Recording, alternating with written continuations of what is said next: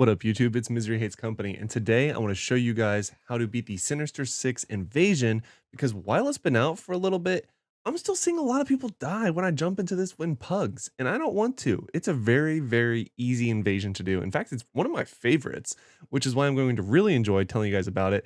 It's not just a DPS check, it actually has a decent amount of mechanics, especially in phase 3.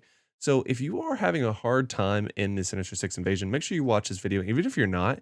Watch this video so I can show you some tips and tricks on how to get a better time because ultimately that's why you're doing it. Well, and or farming for gear, or battle badges, or whatever it is the reason you're doing it. It's a very good event to farm, and in this video will help you do that. Now, without further ado, if this video is helpful, like the video, and let's go. We're obviously going to do step 5 for this. Now, again, DPS is important, but it's not the end of the world if you're not focusing on it at certain points. There's definitely you want to be careful with your cooldowns so you're not wasting them because you can very easily have to dodge in the middle one and it's painful when that happens. So here we go.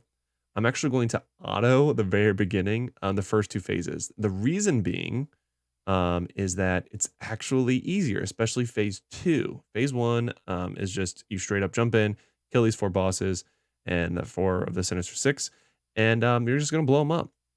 And it's fine to auto. You could maximize your skills and save your cooldowns if you wanted to, but all of mine have very low cooldowns, so I'm not worried about any of it. I'm just using this time to build up my ultimate for phase 3, which I will need for phase 3. So again, you're just killing them. No order matters at all. They all have their individual health. They don't share health. And you just blow them up. It's fine. Green Goblin is a little bit annoying. He moves around a little bit. All right. So now phase 2 is when I would actually recommend you auto this. Now, if you're not already autoing it, definitely hit the auto button. The reason being is that Netmarble did a great job in ensuring that the auto function concentrates on these little delineators that pop up because you have to kill them before you can even fight the bosses again.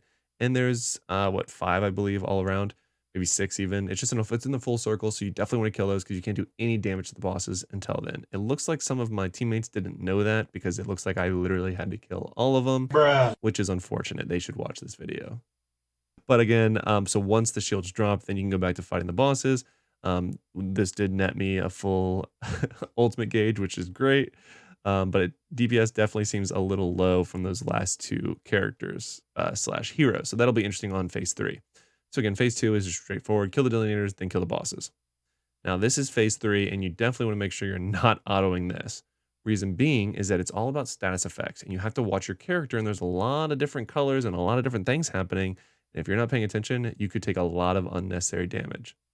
So in the very beginning, you don't have to worry about any of the debuffs. You just pop all your abilities, maybe some cooldowns. This is just a quick little DPS.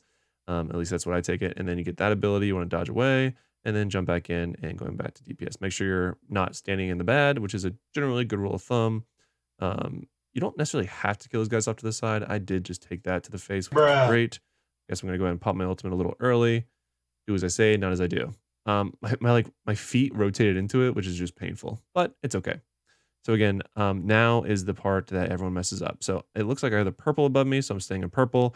You can still do damage, but you need to be mindful that you have to rotate over. It looks like my teammates are doing that, which is actually good to see. A lot of people don't.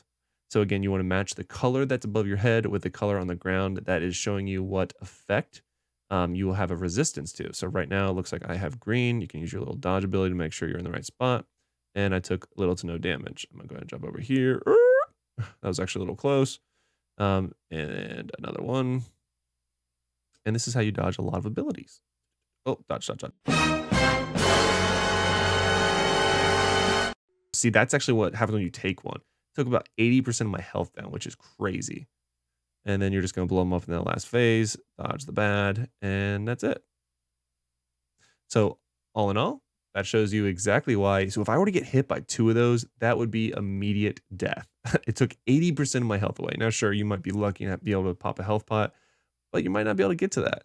Definitely not one of my best runs, and not my best run in general, but considering I'm talking through it, I'll take what I can get. Because ultimately, I just want to show you guys the mechanics, and I will say that I accidentally showed you how much damage it does. And like I said, it was about 80% of my health, and I have a lot of health on this build. So I don't think it would one-shot anyone, even like a full squishy hero. But you definitely don't want to get hit by 2. And towards the end on that that second half of phase 3, you can easily take a ton of damage back to back to back because they start coming quicker. Now, this video helped you. Make sure you like it. And if you want to see how to do the best damage with magic in PvE, watch this video right here, right now.